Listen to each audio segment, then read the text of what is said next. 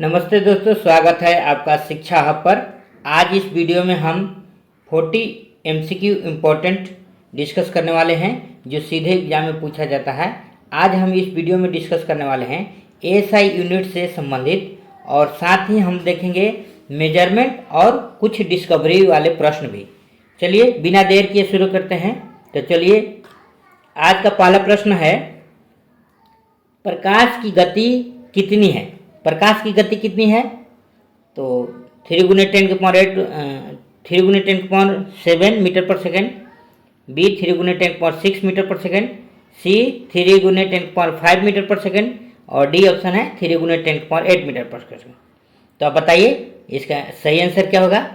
इसका सही आंसर होगा 3 × 10⁸ मीटर पर सेकेंड। चलिए आगे देखते हैं। देखिए, निर्वात में प्रकाश की गति कितना होता है? 3 × 10⁸ मीटर पर सेकेंड। सूर्य के प्रकाश को पृथ्वी तक पहुंचने में लगभग कितना मिनट लगता है? 8 मिनट 20 सेकेंड, लगभग 500 सेकेंड लगता है। चलते हैं हम अगले प्रश्न की ओर। दूसरा प्रश्न है, बल का एसआई मात्रक क्या है?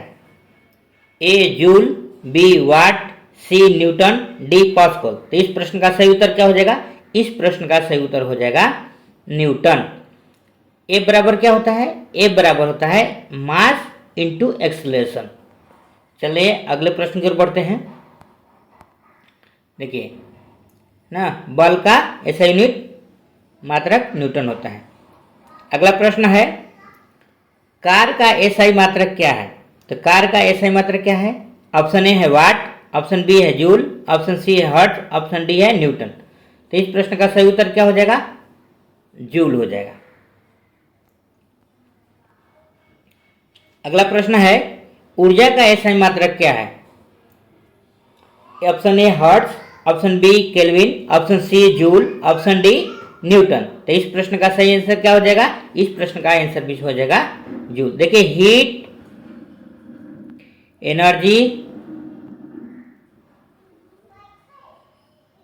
एनर्जी और कार्य, इन तीनों का एसआई यूनिट क्या होता है? जूल होता है।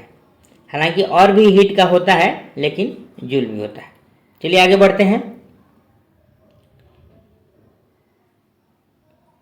शक्ति का सही मात्रक क्या है? न्यूटन, वाट, जूल, पास्कल। तो शक्ति का मात्रक क्या हो जाएगा? शक्ति बराबर होता है P बराबर होता है W/T। तो इस प्रश्न का सही आंसर क्या हो जाएगा? वाट हो जाएगा। शक्ति का सही मात्रक वाट होता है। चलिए अगले प्रश्न की ओर देखते हैं। अगला प्रश्न है हमारा, दाब का एसआई मात्रक क्या है? दबाव लिखा है, दाब होगा। A newton, B pascal, C watt, D joule. तो इस प्रश्न का सही आंसर क्या हो जाएगा? इस प्रश्न का सही आंसर हो जाएगा पास्कल। चलिए अगले प्रश्न की ओर बढ़ते हैं। अगला प्रश्न है, विद्युत धारा का एसआई मात्रक क्या है? वोल्ट, एम्पियर, ओम, वाट। तो इस प्रश्न का सही आंसर क्या हो जाएगा? विद्युत धारा का एसआई मात्रक होता है एम्पियर। चलते हैं अगले प्रश्न की ओर। अगला प्रश्न है, विद्युत आवेश का एसआई मात्रक क्या है? विद्युत आवेश का एसआई मात्रक क्या होता है? ओम, वोल्ट, कूलाम, एम्पियर। तो विद्युत आवेश का एसआई मात्रक जो होता है वो कूलाम होता है ना। आई करंट बराबर क्या होता है? चार्ज पर यूनिट टाइम होता है। तो इस वजह से चार्ज का जो होता है, यानी आवेश का एसआई मात्रक होता है कूलाम, है ना। चलते हैं अगले प्रश्न की ओर। अगला प्रश्न है, विद्युत प्रतिरोध का एसआई मात्रक क्या होता है? वोल्ट, एम्पियर, ओम, वाट। तो इस प्रश्न का सही आंसर क्या हो जाएगा? ओम हो जाएगा। चलिए अगले प्रश्न की ओर चलते हैं। तापमान का एसआई मात्रक क्या है? Celsius, Fahrenheit, kelvin, pascal. तो इस प्रश्न का सही आंसर क्या हो जाएगा? देखिए, तापमान का एसआई मात्रक पूछा है तो यहाँ पर हो जाएगा केल्विन। फ़ारेनहाइट और सेल्सियस भी होता है, लेकिन एसआई यूनिट में हमेशा ध्यान रखिएगा केल्विन होता है। ठीक है, चलते हैं अगले प्रश्न की ओर। अगला प्रश्न है, ध्वनि की गति वायु में कितनी होती है? तो देखिए, ध्वनि की गति जो होती है वो टेम्परेचर पर भी डिपेंड करती है। तो इस प्रश्न का सही आंसर क्या होना चाहिए? इस प्रश्न का सही आंसर होना चाहिए 343 मीटर पर सेकेंड। ये टेम्परेचर पर डिपेंड करता है। चलिए देखते हैं।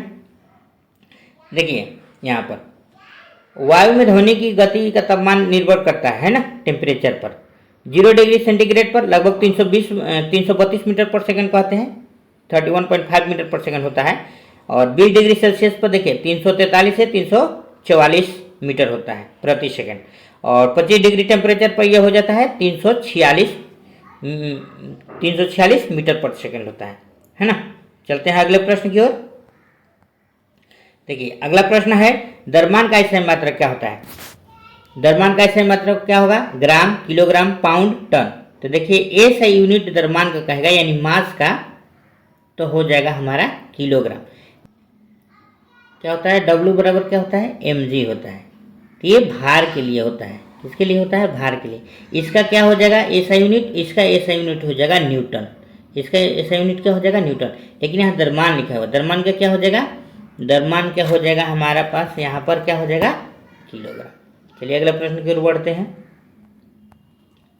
लंबाई का SI मात्रक क्या होता है? देखिए लंबाई बहुत चीज में मापते हैं, लेकिन SI मात्रक पूछा गया है यहाँ पर फुट, सेंटीमीटर, मीटर और मील। तो इस प्रश्न का सही आंसर क्या हो जाएगा? मीटर। चलिए अगले प्रश्न की ओर बढ़ते हैं। समय का SI मात्रक क्या होता है? मिनट, घंटा, सेकंड, दिन। तो इसका प्रश्न का सही आंसर क्या हो जाएगा? सेकंड। चलिए अगले प्रश्न की ओर बढ़ते हैं, है ना। बल का सूत्र क्या होता है? देखिए बल F बराबर क्या होता है? F बराबर क्या होता है? ma होता है। तो इस प्रश्न का सही आंसर क्या हो जाएगा? Mass into acceleration. मास को हमने बताया अभी द्रव्यमान होता है SI यूनिट, और एक्सेलरेशन को हम लोग मेजर करते हैं मीटर पर सेकेंड स्क्वायर में। चलते हैं अगले प्रश्न की ओर। देखिए अगला प्रश्न है, कार का सूत्र क्या है? तो W बराबर क्या होता है? W बराबर होता है Fs, यानी फोर्स इंटू डिस्प्लेसमेंट। तो फोर्स इंटू डिस्प्लेसमेंट मतलब बल इंटू विस्थापन। ये प्रश्न का सही आंसर होगा ऑप्शन नंबर डी। चलिए अगला प्रश्न की ओर बढ़ते हैं। अगला प्रश्न है, डेंसिटी, घनत्व क्या होता है? तो डेंसिटी क्या होता है?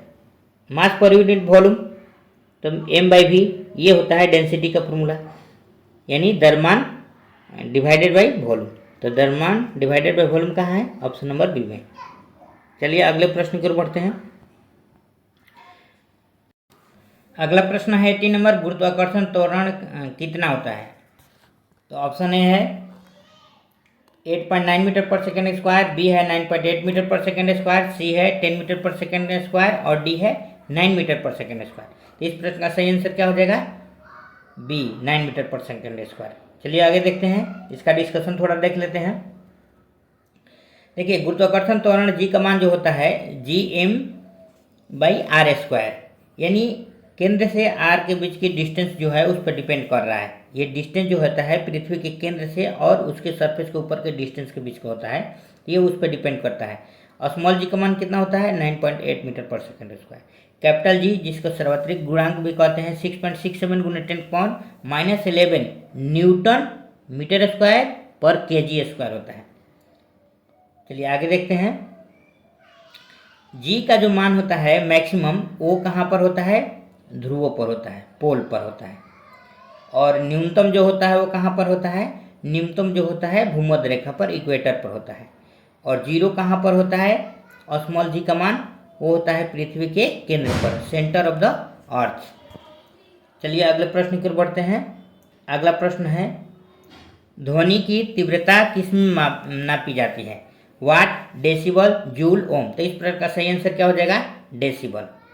चलिए अगले प्रश्न की ओर बढ़ते हैं। प्रकाश वर्ष की इकाई है, प्रकाश वर्ष की इकाई क्या होती है? समय, वेग, दूरी, ऊर्जा। तो प्रकाश वर्ष किसका इकाई है? दूरी का इकाई है। चलिए इसका थोड़ा डिस्कशन देखते हैं। देखिए प्रकाश वर्ष दूरी मापने की एक खगोलीय इकाई है जो निर्वात में प्रकाश द्वारा एक वर्ष में तय की गई दूरी के बराबर होता है। यानी एक वर्ष में जितना दूरी तय प्रकाश करता है उसको हम लोग खगोलीय इकाई कहते हैं। और यह डिस्टेंस का मेजरमेंट होता है लाइट ईयर, है ना। एक लाइट ईयर यानी एक प्रकाश वर्ष में कितना दूरी होता है? 9.46 × 10⁻12 किलोमीटर। ठीक है, चलते हैं अगले प्रश्न की ओर। अब देखिए अगला प्रश्न है मेजरमेंट से रिलेटेड, है ना। कौन किसमें मेजरमेंट होता है उससे रिलेटेड प्रश्न है। तो इसमें पहला प्रश्न है, मापी किसे मापता है ना। बैरोमीटर किसको मापता है? तापमान को, वायु दाब को, नमी को, वायु वेग को। तो इस प्रश्न का सही आंसर क्या हो जाएगा? वायु दाब को। बैरोमीटर। चलते हैं अगले प्रश्न की ओर। हाइड्रोमीटर किसे मापता है? वायु दाब को, तापमान को, द्रव का घनत्व को, बिजली को। तो इस प्रश्न का सही आंसर क्या हो जाएगा? सी, द्रव के घनत्व को। चलिए इसके बारे में थोड़ा देखते हैं। देखिए हाइड्रोमीटर जो होता है द्रव के घनत्व या विशिष्ट गुरुत्व को मापता है। चलते हैं अगले प्रश्न की ओर। अगला प्रश्न है स्पीडोमीटर किससे मापता है? हवा की गति, वाहन की गति, समय और दाब। तो इस प्रश्न का सही आंसर क्या हो जाएगा? वाहन की गति मापता है। चलते हैं अगले प्रश्न की ओर। अगला प्रश्न है वाट मीटर किससे मापता है? वाट मीटर किससे मापता है? वोल्टेज, विद्युत शक्ति, करंट, ताप। तो इस प्रश्न का सही आंसर क्या हो जाएगा? वाट मीटर लिखा हुआ है तो विद्युत शक्ति हो जाएगा। चलिए अगले प्रश्न की ओर बढ़ते हैं। अमीटर किसे मापता है? प्रतिरोध को, वोल्टेज को, विद्युत धारा को, शक्ति को। तो इस प्रश्न का सही आंसर क्या हो जाएगा? विद्युत धारा को। चलिए अगले प्रश्न की ओर बढ़ते हैं। वोल्ट मीटर किसको मापता है? वोल्ट मीटर धारा को, शक्ति को, विभवांतर को, तापमान को। तो इस प्रश्न का सही आंसर क्या हो जाएगा? विभवांतर को। अगला प्रश्न है डायनेमो से क्या उत्पन्न होता है? ऊष्मीय ऊर्जा, विद्युत ऊर्जा, ध्वनि ऊर्जा, रासायनिक ऊर्जा। तो इस प्रश्न का सही आंसर क्या हो जाएगा? देखिए डायनेमो जो होता है यांत्रिक ऊर्जा को विद्युत ऊर्जा में बदलता है। तो ये क्या हो जाएगा? विद्युत ऊर्जा उत्पन्न करता है। अगला प्रश्न है बिजली का बल्ब किसने आविष्कार किया था? ऑप्शन ए है फैराडे, ऑप्शन बी है थॉमस एडिसन, ऑप्शन सी है वाट, ऑप्शन डी है ओम। तो इस प्रकार का सही आंसर क्या हो जाएगा? थॉमस एल्वा एडिसन पूरा नाम है इनका। चलते हैं अगले प्रश्न की ओर। अगला प्रश्न है एक्सरे का आविष्कार किसने किया था? Max Planck, Wilhelm Roentgen, Bohr, Newton. तो इस प्रकार का सही आंसर क्या हो जाएगा? Wilhelm Roentgen. चलिए अगले प्रश्न की ओर बढ़ते हैं। देखिए इसमें इनका बारे में है एक्सरे का आविष्कार जर्मन वैज्ञानिक विल्हेम कॉनराड ने की थी, है ना। तो प्रश्न है परमाणु मॉडल किसने दिया? Option A Dalton, option B Rutherford, option C Niels Bohr, option D Maxwell. तो इस प्रश्न का सही आंसर क्या हो जाएगा? इस प्रश्न का सही आंसर हो जाएगा जॉन डाल्टन। विद्युत बल्ब में कौन सी गैस होती है? A helium, B argon nitrogen, option C hydrogen, option D oxygen. तो इस प्रकार का सही आंसर क्या हो जाएगा? आर्गन और नाइट्रोजन। चलिए आगे बढ़ते हैं। इससे पहले इसके बारे में कुछ देखते हैं डिस्कशन। विद्युत बल्ब में मुख्य रूप से आर्गन और नाइट्रोजन का मिश्रण भरा होता है। किसका? आर्गन और नाइट्रोजन का। लेकिन CFL अगर बल्ब की बात करेंगे तो CFL में क्या भरा रहता है? आर्गन और पारे का भाप भरा रहता है ना। आर्गन और पारे का वाष्प भरा रहता है, भाप। चलिए अगले प्रश्न की ओर चलते हैं। आकाश नीला क्यों दिखाई देता है? अपवर्तन, प्रकाश का परिकिरण, परावर्तन, विवर्तन। देखिए आकाश नीला क्यों दिखाई देता है? ये प्रकाश के परिकिरण के कारण होता है ना। ऑप्शन नंबर बी हो जाएगा। चलिए अगले प्रश्न की ओर बढ़ते हैं। इंद्रधनुष कैसे बनता है? इंद्रधनुष कैसे बनता है? परावर्तन, अपवर्तन, परावर्तन, प्रकीर्णन, ऑप्शन सी प्रकीर्णन, ऑप्शन डी अपसरण। तो देखिए इस प्रश्न का सही जवाब हो जाएगा ऑप्शन नंबर बी, अपवर्तन, परावर्तन और प्रकीर्णन, ये तीनों होता है ना। इंद्रधनुष हमेशा सूर्य की विपरीत दिशा में बनता है, ये बात भी ध्यान में रखना है। हमेशा सूर्य की विपरीत दिशा में बनता है। चलिए अगले प्रश्न की ओर बढ़ते हैं। अगला प्रश्न क्या है ना,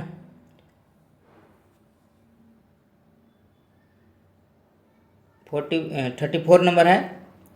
ऊष्मा का ऐसा मात्रक क्या है? वाट, जूल, न्यूटन, केल्विन। तो इस प्रश्न का सही आंसर क्या हो जाएगा? इस प्रश्न का भी सही आंसर हो जाएगा जूल। चलिए इसके बारे में थोड़ा देखते हैं। देखिए जो हीट होता है ऊष्मा, उसका अंतर्राष्ट्रीय मात्रक क्या होता है? जूल। कैलोरी और ब्रिटिश थर्मल यूनिट का भी उपयोग किया जाता है, हालांकि जूल मेन है ऐसा यूनिट। इसके अलावा कैलोरी का भी और ब्रिटिश थर्मल यूनिट का भी उपयोग किया जाता है। अब इसमें एक बात और है कि एक कैलोरी लगभग 4.2 जूल के बराबर होता है। एक कैलोरी जो होता है 4.2 जूल के बराबर होता है। चलिए आगे बढ़ते हैं। आज का हमारा अगला प्रश्न है सबसे हल्की धातु कौन सी है? पारा, सोडियम, लिथियम, एल्युमिनियम। तो इस प्रश्न में सही आंसर हो जाएगा ऑप्शन नंबर सी। चलिए अगला प्रश्न पर बढ़ते हैं। अगला प्रश्न है 36 नंबर, सबसे हल्की गैस कौन है? Oxygen, hydrogen, nitrogen, helium. तो देखिए सबसे हल्की गैस जो होता है वो क्या होता है? वो होता है हाइड्रोजन। चलिए अगले प्रश्न की ओर बढ़ते हैं। सबसे हल्की धातु कौन है? लिथियम, जिसका प्रतीक क्या होता है? Li होता है ना। धातु के बारे में बात करेगा तो हीलियम। ठीक है, चलिए अगले प्रश्न की ओर बढ़ते हैं। अगला प्रश्न है, रेडियोधर्मिता की खोज किसने की थी? Madam Curie, Henri Becquerel, Rutherford, Bohr. इस प्रश्न का सही जवाब हो जाएगा हेनरी बेकरल। हालांकि इसके बाद में देखिए रेडियो सक्रियता की खोज किसने की थी? हेनरी बेकरल 1896 में। हालांकि इसके बाद मैरी और पियरे ने भी मिलकर इस पर काम किया था और इन्होंने क्या किया था? इन्होंने अन्य रेडियोधर्मी तत्वों जैसे कि पोलोनियम और रेडियम नामक 2 नए तत्वों की पहचान भी की थी, है ना। थोरियम के लिए इनको याद किया जाता है, थोरियम के बारे में बताया था। चलिए अगले प्रश्न की ओर बढ़ते हैं। आज का अगला प्रश्न है, प्रोटॉन की खोज किसने की थी? तो ये प्रोटॉन की खोज किसने की थी बताइए? ऑप्शन ए है गोल्डस्टीन, ऑप्शन बी है जे थॉमसन, ऑप्शन सी है जेम्स चैडविक और ऑप्शन डी है फैराडे। तो इस प्रश्न का सही जवाब क्या हो जाएगा? इस प्रश्न का जवाब हो जाएगा गोल्डस्टीन। प्रोटॉन की खोज किसने की थी? गोल्डस्टीन। देखिए हालांकि रदरफोर्ड के बारे में भी बात की जाती है, लेकिन सबसे पहले गोल्डस्टीन ने भी बताया था। अगर ऑप्शन में रहेगा रदरफोर्ड तो उसको भी हम लोग टिक कर सकते हैं। चलिए अगले प्रश्न की ओर बढ़ते हैं। प्रश्न है 39 नंबर, इलेक्ट्रॉन की खोज किसने की थी? तो देखिए इलेक्ट्रॉन की खोज किसने की थी? Bohr, J Thomson, Rutherford, Max Planck. तो इस प्रश्न का सही आंसर क्या हो जाएगा? J Thomson. अगला प्रश्न है और आज का आखिरी प्रश्न है 40 नंबर, न्यूट्रॉन की खोज किसने की? James Chadwick, Rutherford, Bohr, Marie Curie. तो इस प्रश्न का सही जवाब क्या हो जाएगा बताइए? इस प्रश्न का सही जवाब होगा जेम्स चैडविक। तो इसके साथ ही दोस्तों हमारा आज का सेशन समाप्त होता है। आप हमारे सेशन को लाइक कीजिए, है ना, कमेंट कीजिए और शेयर कीजिए। और कोई भी आपको डाउट हो तो आप कमेंट में ज़रूर बताइए। धन्यवाद।